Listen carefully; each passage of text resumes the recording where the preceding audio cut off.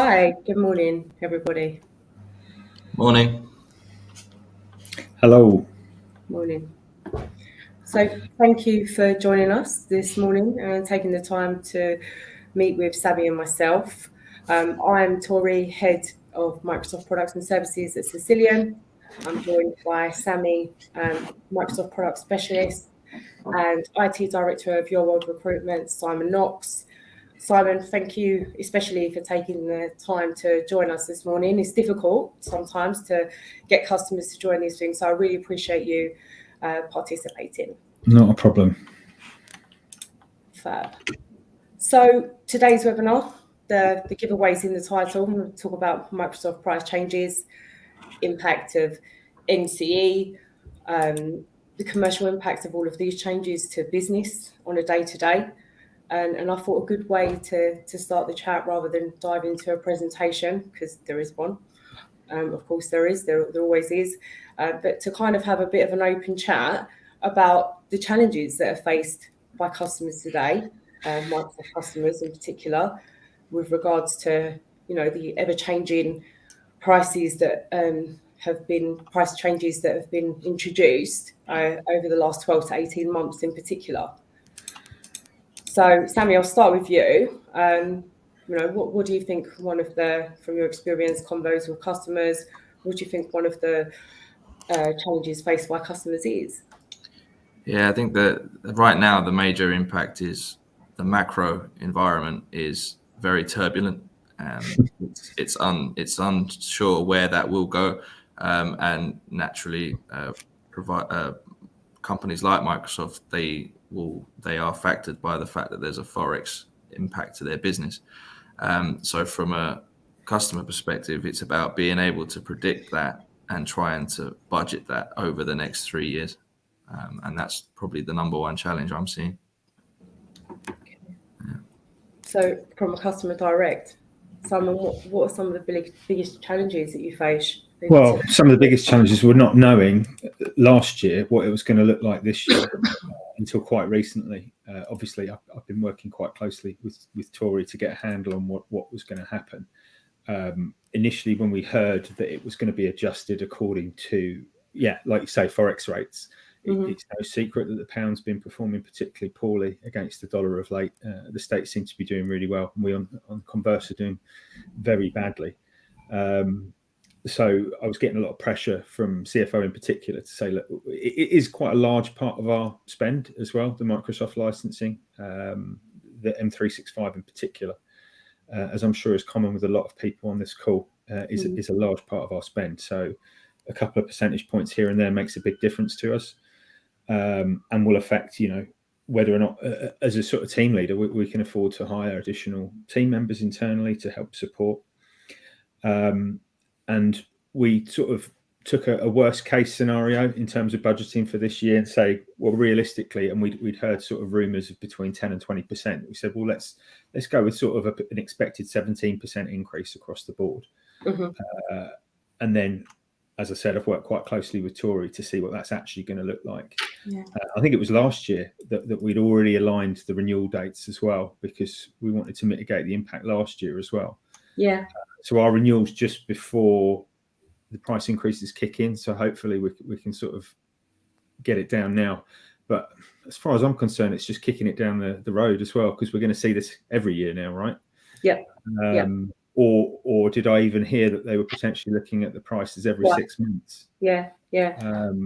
So more uncertainty in an especially uncertain time is no fun at all. But I'm sure, they've got to pay for their massive injection of cash into ChatGPT, for instance. So, yeah, the idea around the forex impact in the future is it's about flexibility from their side. It doesn't necessarily mean prices. It's not flexibility for customers. Yeah, this is the question. There's not a lot we can do about it, right? It is a de facto monopoly. I know a lot of us are tied to Microsoft in ways we wish we weren't, but the reality situation is most of our stack runs on Microsoft technologies, and we've been sitting as an organization, we've been on as it was my Office 365 since 2011. We're well embedded into it. We're not going anywhere. No. And they know quite early adopters of cloud. Yeah, they know they can leverage that, which is frustrating. I think if they go too far, though, organisations will start to look at the alternatives. I do know people that use Microsoft for their identity management, but would then use G Suite for everything else because it's much cheaper. Yeah. So I think they need to walk a fine line between tightening the screws and alienating their customer base and offering value for this money, which is, whichever way you slice it, it's getting more expensive. Yeah, I think uncertainty around prices and what was going to happen in 2023 was, something that we've all been discussing, and there's been so many confusing messages out in channel. And there have been lots of scary stuff, right? 100%. Who would expect partners to start scaring the hell out of you with random emails about 25% increases and stuff like that? Never happens, does it? No. But yeah, it was a lot of typical FUD when there's a big change like this. Yeah. But I mean, look, I appreciate Tori for sort of trying to guide me through that and say, look, it's not as bad as a lot of people are saying it is. No. Which is quite often the case. Yeah, and it's difficult because when Microsoft are giving updates around, there will be changes, and there were no fixed timelines. When this was originally introduced at the back end of last year, so it was a bit of a watch this space, and we'll contact you with further information. And the percentages were unknown, so completely appreciate what you're saying. And obviously, it's a competitive channel. We all know that in terms of Microsoft partners and stuff. So, I think the concerns that you've raised are applicable to most organisations I speak to. For me, it's about the predictability of ongoing costs. So a big challenge that organisations face is not just growth, it's growth as well as increased costs. So it's more unpredictable than ever before. I think the flex hit is particularly annoying.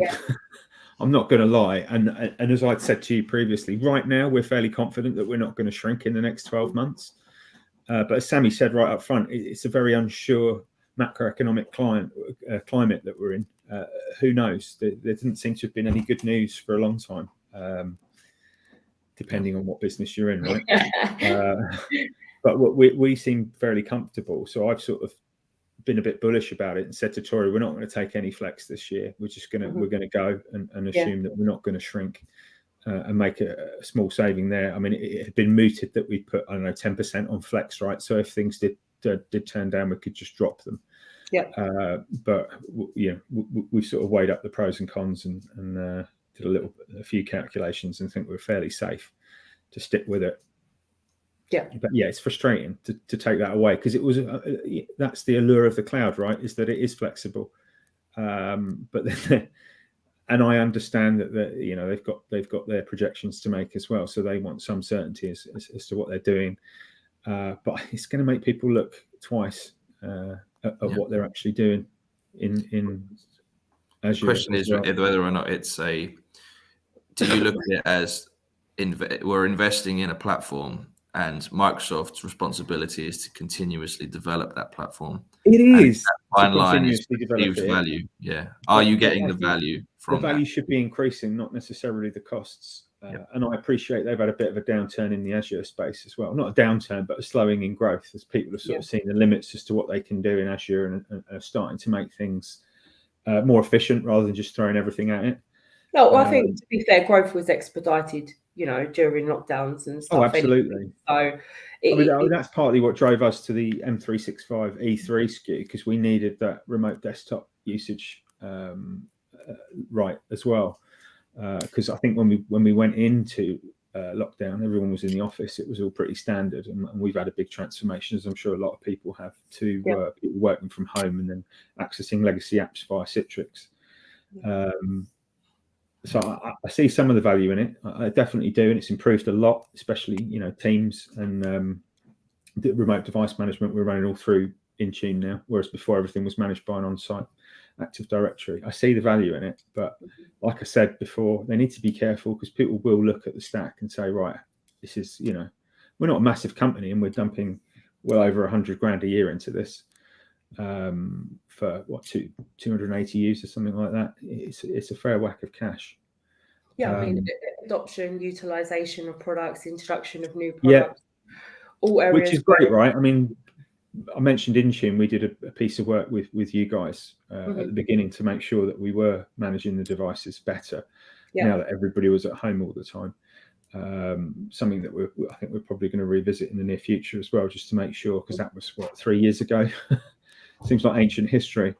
To make sure that we're still using the right technologies, because Microsoft do love to change things as well, don't they? Yeah, yep, they do. Interesting, because adoption, utilization, or things that we engage to support, and I feel like nowadays more than ever before there are ways that we can leverage Microsoft to deliver some of these projects without asking for you to fund them. And I think quite rightly so, if you do want to look at utilization of products, like you said, Teams in particular come on leaps and bounds. And I think this quite nice segue into the presentation to cover off some of the areas that we've discussed. I feel like saving grace while we wait for magic to happen and the presentation to appear. Saving grace from CSPs that still build monthly. There's got to be a few benefits, and no doubt Sammy will cover a few more. So, Sammy, over to you. Yeah. Next slide, please, driver.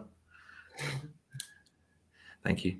So, yeah, I think just one thing because there is a connotation attached with any kind of price increase that it's largely viewed as negative, but I think it'll be key to remind people why public cloud in the first place. The idea is to no longer have to deal with the headaches associated with managing infrastructure locally. You don't have to deal with complexities around versioning and which client access license you've got to access which version of the server and so on and so forth. So the simplicity is there, but also the idea of a continuously developing product. Now, that resulted over the last decade in around 24 new applications, and Microsoft's figures are over 1,400 updates to the environment. And not every product is going to be a home run. Some products come, some products go. But the idea is not every update's going to be a home run either. Particularly badly in light of last Wednesday's fun and games. I knew that would be mentioned. I couldn't. And that was a key one of the difference between Microsoft and a lot of competition is the SLAs that they back around behind their environment, right? At the end of the day, an impact, there's always going to be an impact, and there's always a cost of business associated to that. But the commitment from Microsoft was always very clear from the get-go. I think Teams is arguably the most disruptive product added to the suite, and it was largely influenced by competition from Slack. And I think that was a good example of where Microsoft demonstrated that they're not just going to stick to traditional products. They're actually going to invest into new technology as and when it becomes relevant, and hopefully innovate as well, rather than just copy other products. So what did we see in March 22 last year was the introduction of NCE. There was a 15%, there was a price increase across the board, and the products that you'll see them on the slides there. And they introduced the combination of fixed and flexible licenses. The key difference there being you're paying a 20% premium now for the ability to be flexible, as opposed to back then it was just a flat rate between or when you're selecting your licenses. They also introduced 3-year plans for certain SKUs, for example, Dynamics, Windows Server, and SQL. And there is talk of that coming to the Office 365, the sort of hero SKUs, the E3, E5, at some point, which will again add more flexibility for customers that can actually, who have planned that far out and know how their business is likely to look over the next 3 years. There was some complexity of this, though. It does introduce renewal dates again, which Simon, as you mentioned, is somewhat of it seems like we're going backwards. But it's really about predictability. I think from Microsoft's perspective, that's why they've done it. And through good management, hopefully through a good partner like ourselves, together we'll make sure that we're never missing a beat there, and optimizing that regardless of whatever the rules. I'm kind of assuming that a lot of people have aligned their renewal dates to come at this time of year now, because they know this is an annual thing, which can't be that great for them. The sort of flurry of activity around February, January, February can't be great to have to do, the vast majority of business in a 2-month period. No, well, Microsoft introduced NCE in October 2021. And, they basically then introduced the Microsoft March price increase to follow in 2022. So that meant between October and March, all of us were out there having conversations in terms of partners with customers, or they should be having conversations to say, look, let's look at transition. Let's look at ways in which we can approach this to either extend your ability to maintain flexibility in an interim period on what was like legacy CSP, if you like, or to transition over to CSP prior to the March 2022 price increase. So now, in effect, you're bang on. There's hundreds of customers out there, thousands of customers out there that now have renewal dates within that period of time. But every time you purchase a new product outside of what you ordered initially, it has its own start and end date, because that's the nature of NCE when it comes to fixed pricing, which isn't, of course, subject to the 20% uplift, which is 9 times out of 10, a customer's chosen route forward now. So, so just moving on to the next slide. So now for this year, the difference between last year being that it was really factoring in the growth of the platform. This year is purely based around Forex, the price increase. The expectation is fair to say, Sammy, this price increase, we're talking about it, but with a view to most customers, truthfully being impacted probably next year, because like we've just said, there is this, sort of renewal window, and, we're holding a webinar today to talk about the price increase to, give customers ideas on when and how they can mitigate this, extend the pricing pre-increase for as long as possible. So, I do think it's fair to just to point that out, that where possible, this is going to impact us all, and from your world perspective, Simon, in 2024. Yeah. I mean, I fully appreciate that what we're feeling right now is last year's increase. Not this year's. And the timing of the 1st of April means that customers really need to be thinking about the technology that they're going to be using over the next 12 months, so that we can strategically lock in pricing for the relevant SKUs. So if you do think maybe you're going to roll out the Teams phone product, and maybe that's going to be sometime in August, then you want to get those licenses lined up before April, so you can take advantage of today's prices across your entire user base, because once you buy one license, you've locked the product for the 12-month period. The expectation has also been set that prices are going to be reviewed every 6 months, meaning prices can change between now and next April. But being a Forex-driven decision, it doesn't necessarily mean prices have to go up. They can go down. It's all going to be in relation to Forex markets. And the good news is that's all plain to see. So if we do see the value of the pound miraculously skyrocket, and Microsoft don't decrease prices, then we'll know the truth behind this intention. But we will see. Only time will tell. And as well, we're always on hand. If anyone needs any help with figuring out which license SKUs are relevant to their strategy over the next 12 months, don't be shy. Please let us know, and we're on hand to help out there. Yeah, big challenge, right? Only one step up SKU. And of course, it's Microsoft 365 E3 to Microsoft 365 E5. If you're a consumer of single components from a security perspective, and you want to, move up to a bigger bundled SKU or utilize M365 E5, you would have to wait until your anniversary to be able to do that. So we talked about co-term, but I just want to touch on strategic ways to align dates, because I feel like that's important. So for me, any products that are added during a term after an initial purchase, when we come to the renewal, so 12 months after the initial purchase, I'd always suggest that you add one of the products that were purchased inside the term. And then when that product itself, perhaps 6 months later, so 6 months into your 12-month purchase, you add another product, that renewal date becomes 12 months later. So add one. When you do get to the anniversary of that single product, scale up on the product you added one of, and then by the following year, you would have had a single renewal date. And that's the strategy that will need to be applied every single year until 3 years is released. Obviously, I feel like we're a step closer to that now. Prices are announced price increase. We have no idea when it will be, but obviously Microsoft did want to increase costs before they've released those 3-year SKUs.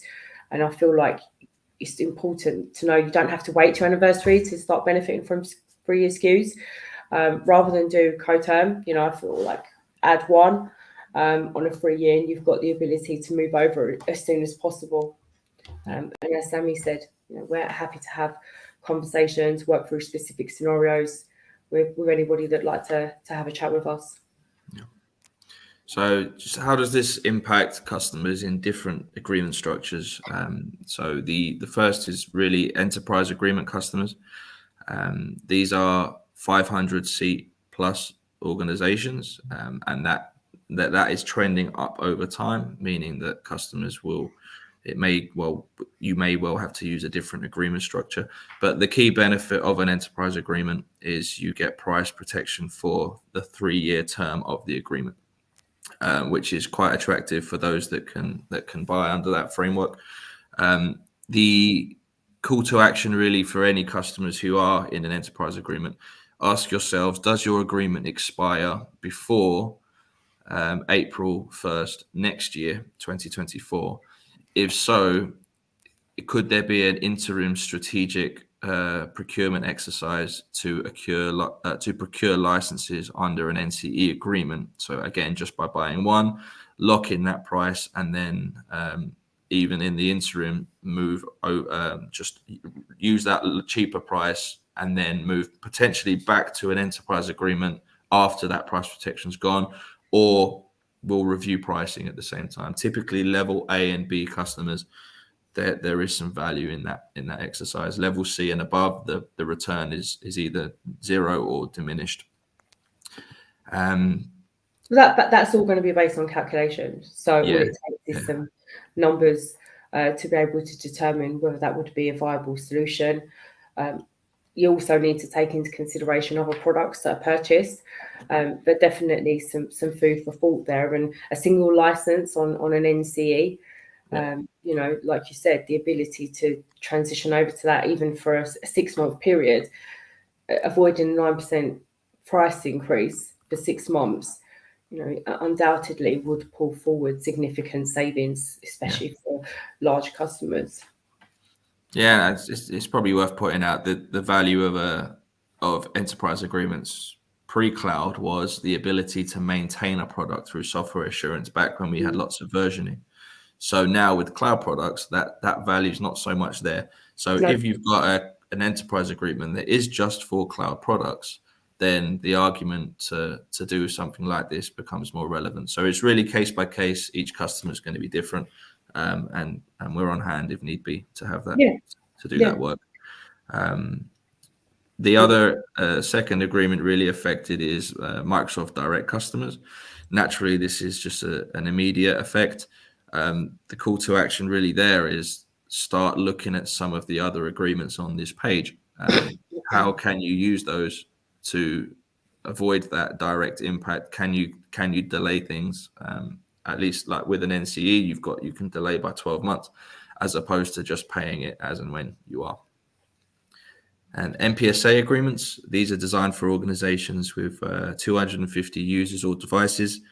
The nature of the agreement is transactional, whether it's upfront or split over 3 years. Mm-hmm. It means any new purchases from the 1st of April will be affected. And then finally, the cloud solution provider program, which is what all partners operate on, has the new commerce experience agreement, and that allows partners such as Cisilion to transact Microsoft products directly with our customers. And again, the call to action there: make sure we're locking in pricing before the 1st of April to kick that can down the road at least 12 months for those products. Naturally, because of the switch to NCE was February last year, there's a lot of people renewing around now, and it's just a case of not missing a beat and therefore not being affected by that.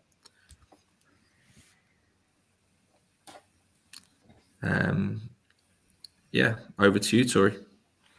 Thanks, Sammy. I feel like the changes, the delays, we've had a few questions. Some questions around, do we feel like this will affect other large tech companies, AWS, Cisco, etc. Cisco have announced price increases. Not sure about AWS. I don't know if customers will move over to alternative technologies. I definitely know that we'll encourage customers to talk about alternative technologies when negotiating with Microsoft, for sure. Ways to, again, try and leverage funding to improve adoption, utilization of the stack. And, a bit more of a strategic play in terms of managing the commercials. But generally, we all know that, one of these big service providers puts their prices up, so does everybody else, Yeah, they're all affected by the same fundamentals, being the pricing of chips, RAM, storage. Yeah. They all buy the same stuff at the end of the day. The value is in the platform that they offer on top. And I think the focus really needs to be, how do you architect your business around public cloud? A lot of people are taking the approach of just treating it like another data center. But the truth is, the product stack is a lot vaster than that. And there are opportunities to re-architect applications into cloud native products. And if you're really dead set on, or if you're scared necessarily of overly adopting one particular public cloud, then there's architectures such as microservices, Kubernetes, that are effectively cloud agnostic technologies, meaning you could deploy an application across both clouds, even have it on premise, and protect yourself from the scenario where you've built your entire business on one cloud and are effectively at their mercy when it comes to the price of that. That's a really good point. Yeah. There are lots of even our own customers multi-cloud utilizing all of the platforms that are available based on their individual business needs, of course. Yeah. I know enterprise agreement is something that we've discussed over our years, Simon, and you've always felt like that's a consistently moving goalpost. Yeah, just as we hit the right size, they changed it, right? And I feel like we'll probably, by the time we hit 500 users, they'll move it again. It is very frustrating. I think a lot of people knew when public cloud kicked off that you might suffer, and this is more not necessarily application wise, but if we're talking about email, for instance, right? Once you're dead into Exchange Online, the chances of moving out are very slim. I saw a question earlier about whether customers might back up their Office 365 and move it somewhere else. Definitely something we've thought about. We do, funny enough, back up our Microsoft 365 data outside, as we know that it's not necessarily 100% safe in there, especially again in light of last week's fun and games. It's something we've thought about moving, but there is that, I know it's been referred to as the Hotel California syndrome. You can check out any time you want, but you can never leave. I think the pain of moving out of the Microsoft stack now is just too great to realistically action. It would cost a lot of money. There'd be a lot of training. We'd have to make a lot of workarounds to the way things are done. And as I mentioned at the front, we've got legacy applications that we have to run on Microsoft Service and expect to run Microsoft Win32 applications on Microsoft desktops. We're in it.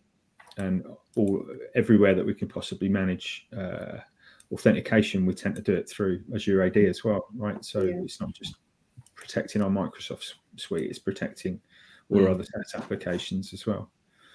It's a good question. I think the cost associated with moving would be absolutely huge. Yeah, I think the majority of they've got us. Their job's to make money for their shareholders. It's difficult. They're not going to care too much. That's our job as well. My job is to spend as little money as possible. Fighting against it's so true needs.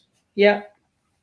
The question is, he mentions G Suite, and that really is the only other competitor in the space, like for like product. So it's there is ways to do it. It's all about economics. And it's definitely worth keeping. We've made acquisitions before and migrated G Suite users onto Microsoft. So, and I know those same tools can do it the other way around. It does work. It's a culture thing. The biggest cost is culture. Are your users going to want to move? Sometimes stability is more valuable than a slightly better technology. I can't imagine for one moment weaning our users off desktop Outlook ever. I mean, obviously the challenge only amplifies the bigger the organisation. Also, and I do feel like lots of organisations do feel like it's not a choice situation. They wouldn't even entertain looking at alternative products to Microsoft 365 stack. Especially with the adoption levels increasing across security and that being a key focus area for Microsoft. So, there are ways, as we've discussed, and kind of alluded to a few, that you can mitigate costs increase, whether that be simple things. And I know I say simple, but it's as simple. You increase your return on investment. Of course, the ROI back to you goes up alongside. That's kind of so simple. We've got a few examples on the slides. So I just thought if I just cherry pick a couple that I feel are most valuable to customers, and I'm going to say strategic procurement. Enterprise agreements by standard come by 3 years. There are 5 years options available. You can ask for a 2-year extension. You can push for it. We've talked about budgets, inability to predict spend. Being smart about utilization of licenses, as we've said. If you can lock in items up until the 31st of March, giving you your price protection for as long as possible. So another strategic play there. You can have multiple partners. So, if there are consumers that have done, or customers that are consuming products and did a renewal, let's say perhaps in October, November, buying a single component for an alternate provider such as Cisilion, of course, would give you the ability to extend price protection until March if you were to buy it at that point in time. Again, transition over to 3-year CSP beyond the Dynamics SKU and some of the other software subscriptions that are available when it comes to market. And hopefully that will be this year, because I know that's something that we've been crying out for from a channel perspective. And value. I don't know what's taking them so long. It's really frustrating because we'd be happy to commit for some discount, and I'm assuming that's the way it's going to look, right? Yeah, paying us for being flexible, then you should be benefiting from being fixed. I do anticipate that there will be a discount. There'll probably be an initial promo as there was with the launch of NCE, but what does that work out to in terms of your commitment over time? I am going to say that you could have 3-year and 1 year running side by side on fixed, and that's something that we would discuss with our customers to be strategic about, not just the agreement and the terms, but at a product by product level. As we've said, this no step up, big issue. If you go to a 3-year commit, you are planning, which is what Microsoft want to encourage, and us as partners to help customers on that journey wherever you are, to improve, increase your utilization or buy other products. Then how do you do that on a 3-year term? So I do feel like there will be use cases by product, and of course, the higher products, it makes sense to have 3-year price protection. Who wouldn't want that? whilst maintaining the monthly billing model, of course. Because, as I said, that's the saving grace for NCE and CSP right now. Outside of commercial strategic reviews, that kind of leads to people, and hopefully this is something you can validate, Simon. But at Cisilion, we like to align resource to our customers. So you work with Ryan, your account director. Ryan, if you like, is the conductor of the orchestra of Cisilion. Aligned to yourself through Ryan is me. And you've also had engagements with the pre-sales team from a tech perspective.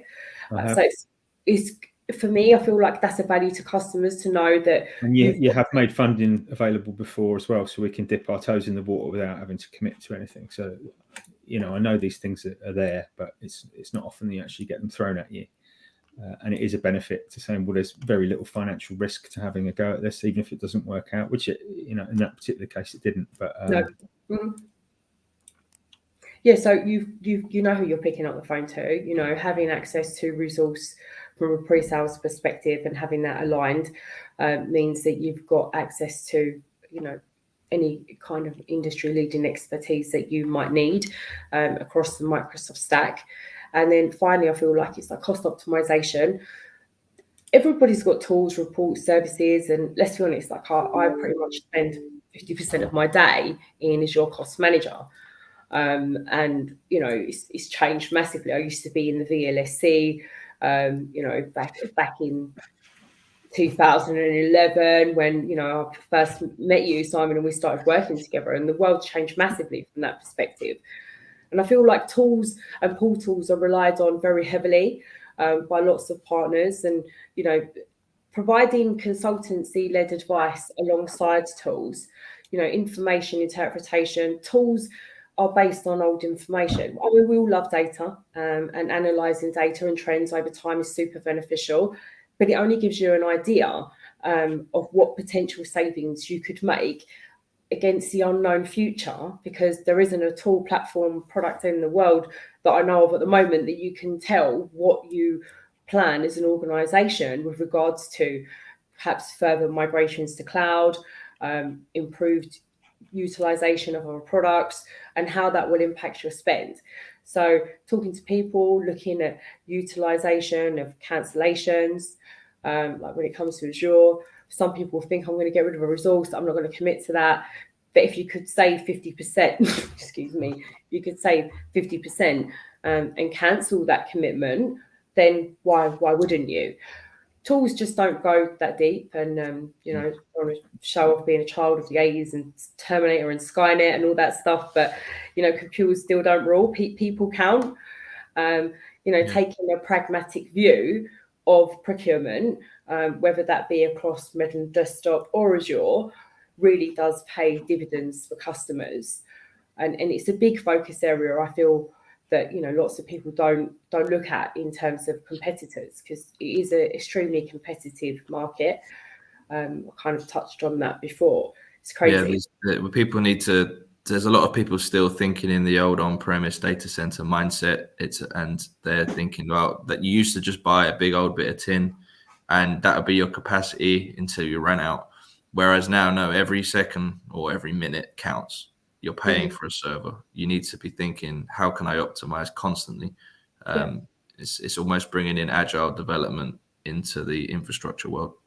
Especially if you've got a view that they're commoditized services, right? And let's be fair, Simon, that's a big view. These are commoditized services, not really a choice situation. So in actual fact, if there are ways that you can reduce that, then why wouldn't you?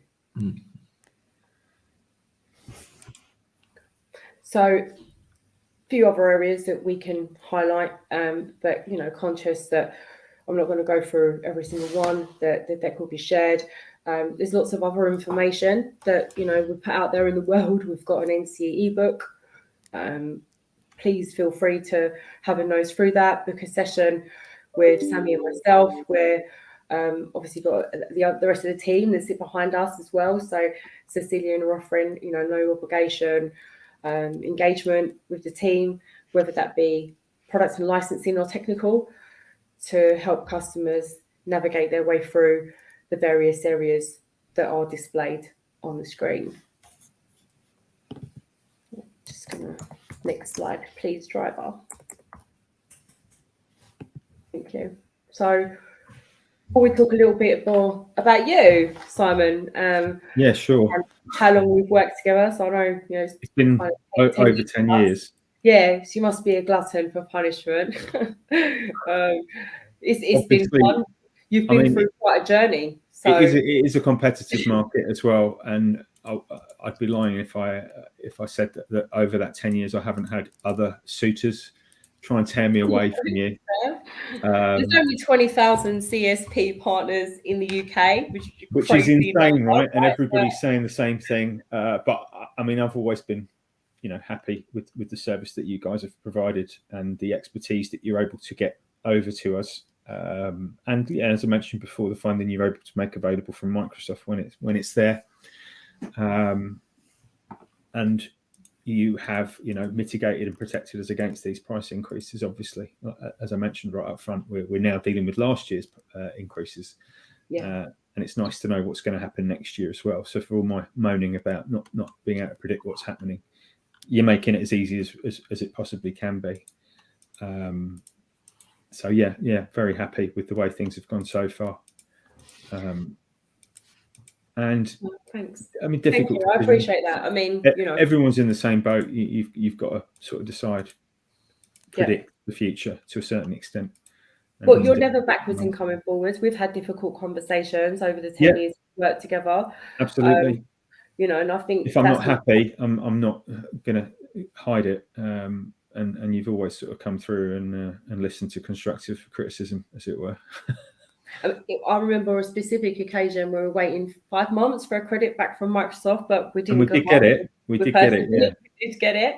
We did get it. So we've definitely faced our challenges. It was a lot of money as well. It was north of 50 grand. Yes. Yeah, it was. Yeah. And persistence is key in that area, and making sure that we're continuing to get updates on that ticket. And I feel like communication is, personally for me, is super important. Sometimes just giving you updates to let you know that nothing has changed, but this is still an item that we're looking to address for you. Not always just about being strategic. It's about being accountable, being available. Being available, helping in those specific scenarios. Having that level of trust is something that I value back in return. And thank you for continuing to work with me and to work with us at Cisilion, because you've had, like you've said, you have touched on engagement with pre-sales. So I like to think our ability to offer both licensing products and technical advice also pays dividends to you. Technical advice, and we have had professional services from you as well, which has been very beneficial. Very, very good. And we've engaged with other companies as well over the same time period for different pieces of work. And to be honest, the Cisilion work was better, better quality, better delivered, better specs. I couldn't really give higher praise than that, to be honest. But no, thank you. You're being nice. Nice to get some good feedback from you. She's not paying for this. You've always been polite before and given me some nice feedback, but it's nice to hear that it goes across the other departments, because I'm not always involved in those conversations when it comes to tech. Obviously, we touch base, but it's good to know that your experience is the seamless across the different departments within Cisilion. I feel like the biggest impact for you, from my perspective, with regards to product, was the 12% increase that we're facing now, as you said, because we did look to defer price last year's as possible, so that you could continue to flex up and down, monitor that situation, and now we've just processed your renewal, as you like. Absolutely. Fixing the licenses. I don't think I've actually signed that off for you yet, but it is imminent. Maybe you haven't. Don't stress. I've just been right. But yeah, I mean, that's something that we avoided as long as possible. That's why 12% price increase. We did have a question about, we should know 12 months in advance when price increases are coming. I do feel like you did know, you did have. We kind of did know, yeah. But now, as I mentioned, we're just finding out about what's happening next year, I guess. Yeah. And I've put some predicted figures down for you based on 9% price increase, but there is this Microsoft, twice annual cadence. So of course, as and when those price changes, we will send you through new forecasted costs based on any future price announcements made by Microsoft, which is, somewhat an uncertain area right now for all of us in channel. So any partner that's kind of saying these are what predicted costs are going to be can't tell you. All we can do is budget on a worst case scenario. And like you said, we've done that before, taking a view of how much of things changed in the last 15, 20 years from a percentage perspective. Although current climate's unknown, the world's changed so much. Today's world is really pretty much non-comparable. So future, your world, roadmap. I know, we've said we're Intune, utilization of Intune security products, big area, something you're looking at over the next 12 to 36 months. It's device management of the Windows devices that we want to revisit. I know that they're going to start deprecating the Microsoft Store for Business as well this year. So I know that we've got some of the applications deployed to our devices via that methodology. We need to be revisiting that. We've had some issues around conditional access, which we're trying to address as well. It's really good when it works. It's just slightly frustrating that it seems to be easier to manage conditional access for mobile devices and devices that aren't running Windows than it is for devices that are running Windows. There's just so many moving parts with Intune and Azure Active Directory. We've suffered a little bit from people being unfairly blocked from access when the devices are absolutely fine. So that's something we're looking to address over the next sort of 12 months. That's where we are. Device management security. Yeah, big on the agenda for lots of customers, and key reasons for locking in specific products where we can before prices do go up in March. So end of March. So everyone, thank you for attending today. We've finished presenting. Quite relaxed. Wanted to make it open discussion. Not a formal presentation. Just want to recap that, the highlights, the deck's available. Check out the NCE ebook. Hopefully you felt that time well spent. Simon, thank you again to you, because it is incredibly difficult to get customers to participate. Don't worry, people will still be messaging me. Any of you out there that are our supporters. Sorry about that. If my attention's wandered a little bit, I've got plenty of work going on in the background here. Yes. Yeah, so it's not rare that it's very rare that these kind of sessions do wrap up early, but I feel like our conversations come to a natural end. So other than as I was going to say, thank you again for joining, Sammy. Thank you for participating with me today. Thank you all for attending, and hopefully we'll speak to you soon. Reach out on the information provided in the deck. Thanks, everyone. Take care, guys. Thank you. Thanks. Bye.